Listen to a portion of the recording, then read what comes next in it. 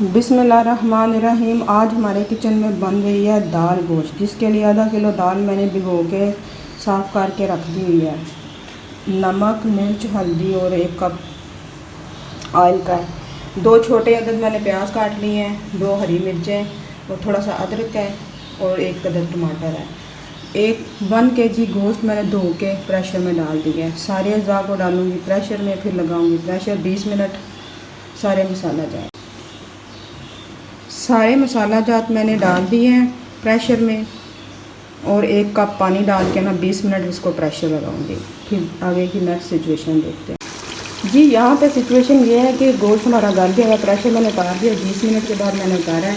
गोश्त गल गया हुआ है। इसको मैं भूनूंगी इतना कि ऑयल जो है ना ऊपर आ जाए, तो फिर इसमें दाल डालूँगी। नेक्स्ट प्रोसीजर शुरू करती हूँ। फिलहाल इसको भूनती हूँ।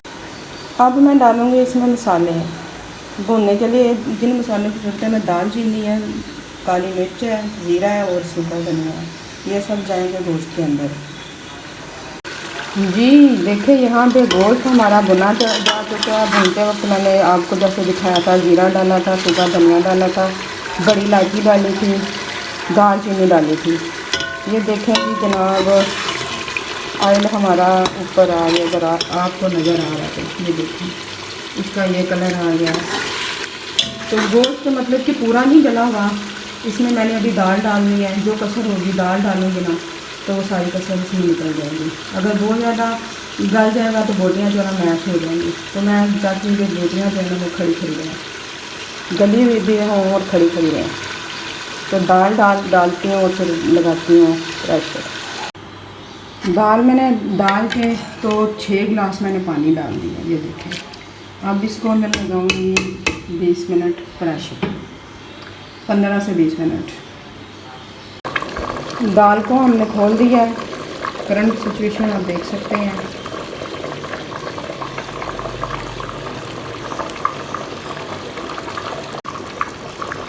ये देखें जी, दाल हमारी गल गई हुई है।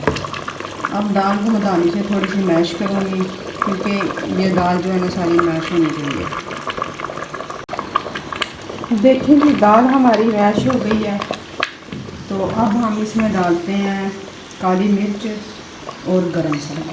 फिर आपको प्रेजेंटेशन करके दिखाती हूँ। मज़ेदार सी किस्म की दाल पककर हमारी रेडी हो गई है। जैसे कि मैंने आपको बताया था, 1 kg मटन का गोश्त था, उसके अंदर आधा किलो दाल मैंने डाली है। दाल को अच्छी तरह से मैश किया है।